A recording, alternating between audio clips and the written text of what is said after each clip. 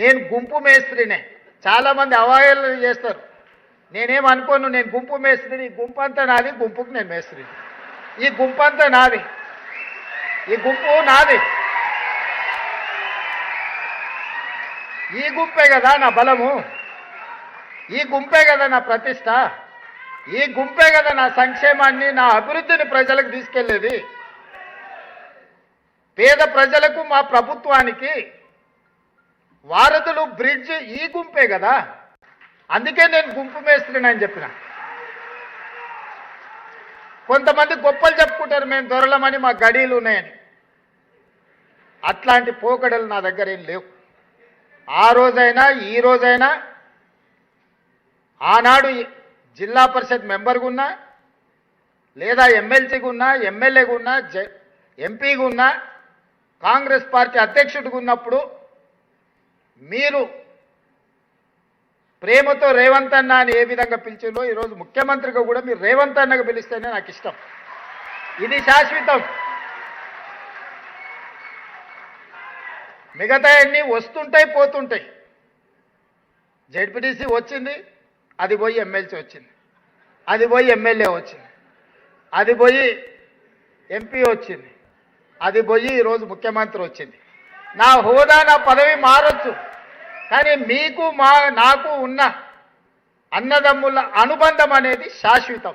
అందుకే మీరు రేవంత్ అన్న అని ఏ ఉద్యోగం పిలిచినా, నేను ముఖ్యమంత్రి అయిన కొత్తలో మా అధికారులు కొంతమంది మీ ప్రతినిధులు వచ్చి రేవంత్ అన్న అని మాట్లాడుతుంటే, సార్ వాళ్ళకి మనం సార్ అని పిలవమని చెప్పాలి అన్నారు.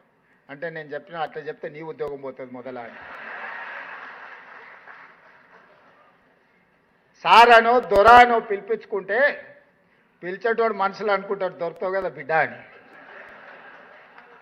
అన్నాన్ని పిలిచిండంటే అది ఇష్టంతోనో ప్రేమతోనో పిలిచిన పిలుపు. నాకు అదే ఇష్టం. మీ సోదరుడు ఈరోజు తెలంగాణ రాష్ట్ర ముఖ్యమంత్రిగా ఉన్నాడు. నేను మాట వరుసకి మాట చెప్పట్లే.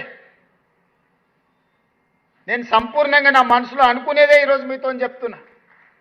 నాకు ఒక బాధ్యత ఉంది, మీకు ఒక బాధ్యత ఉంది. మనందరం కలిస్తేనే 4 కోట్ల ప్రజలకు సేవ అందించగలం, సంక్షేమ ఫలాలను చేరవేయగలం. ఈ తెలంగాణ రాష్ట్రాన్ని దేశంలోనే నెంబర్ 1 రాష్ట్రంగా మనం తీర్చిదిద్దగలం. ఇవాళ మీరే ఆలోచన చేయండి. మారిందల్లా మా 17 మందిమే. ఉన్నది మీరే.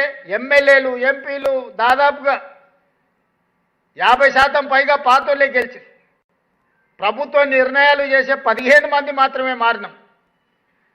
10 సంవత్సరాలు ధనిక రాష్ట్రంగా ఉన్న రాష్ట్రాన్ని 8,11,000 కోట్ల రూపాయలు అప్పు చేసి, అన్ని రకాల సమస్యలను సృష్టించి, 10 సంవత్సరాలలోనే 100 సంవత్సరాల కాలం చేయగలిగిన విధ్వంసాన్ని చేసి, ఎక్కడిదక్కడ పడేసి, నిత్యం 12 గంటలు పనిచేసే ప్రభుత్వ ఉద్యోగులకు మొదటి తారీఖు నాడు జీతభత్యాలు ఇవ్వని పరిస్థితి రాష్ట్రంలో ఉండేనా లేదా మీరే ఆలోచన చేయండి. నేను ఒక్క మాట అడగదలుచుకున్నా మిమ్మల్ని.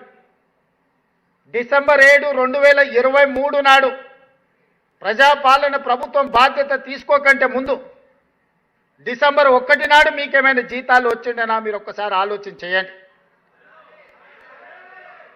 విడతల వారీగా మీరెక్కడనో విధిలేని పరిస్థితుల్లో ఇన్స్టాల్మెంట్లల్లో మీరు ఇల్లు తెచ్చుకోనో, పిల్లల చదువుల కోసం తెచ్చుకోనో, లేకపోతే ఆరోగ్యం కోసం, తల్లిదండ్రుల ఆరోగ్యం కోసం మీరు లోన్లు తెచ్చుకొని ఇన్స్టాల్మెంట్లు మీరు కట్టుకుంటుంటే,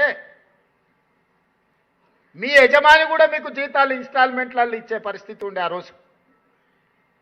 ఏ రోజు కూడా 10 తారీఖు కంటే ముందు మీకు జీతాలు వచ్చే పరిస్థితి లేదు. మొత్తం జీతం ఒక్కసారి కూడా వచ్చే పరిస్థితి లేదు. వెనకటికి ఎవరో అనేది, మేం పఠాన్లకు బాకీ, మాకు ఫకీర్లు బాకీ అని. రాష్ట్ర ప్రభుత్వం యొక్క పరిస్థితి మొత్తం గందరగోళం. నేను 7 తారీఖు మధ్యాహ్నం బాధ్యత తీసుకొని సాయంత్రం సచివాలయానికి వెళ్ళి నా ఛాంబర్లో కూర్చున్న తర్వాత ఇదే రామకృష్ణారావు గారు, శాంతకుమారి గారిని ఇద్దరిని, వీరు ఆర్థిక ఫైనాన్స్ సెక్రటరీ ఆ రోజు, ఇద్దరిని పిలిపించి కూర్చోబెట్టి ఏంది పరిస్థితి అని అంటే, వాళ్ళు ఏదో మొత్తం వాళ్ళు తయారు చేసింది చెప్పబోయి అవన్నీ వద్దు. కానీ ప్రజలకు సేవలు అందిస్తున్నా మన ప్రభుత్వ ఉద్యోగుల పరిస్థితి ఏంది? ఈ నెల డిసెంబర్ 1 నాడు జీత భత్యాలు ఇచ్చిండ్రా లేదా అని అంటే ఇంకా లేదు సార్, సర్దడానికి ప్రయత్నం చేస్తున్నా, అక్కడ ఇక్కడ కొన్ని ఇచ్చినా ఈ నెలాఖరు వరకు మాత్రం ఈ మంత్ జీతాలు ఇస్తాం సార్ డిసెంబర్ నెల అని అడిగారు. నేను రామకృష్ణారావు గారికి చెప్పిన, నాకు ఇవన్నీ చెప్పకు, ఈ డిసెంబర్ 7 తారీఖు నుంచి బాధ్యత నాది. అంటే జనవరి 1 తారీఖు నాడు ఇచ్చే జీతం నేను ఇవ్వాల్సిన జీతం, డిసెంబర్ 1 నాడు ఇవ్వాల్సిన జీతం చంద్రశేఖరరావు గారు ఇవ్వాల్సిన జీతం.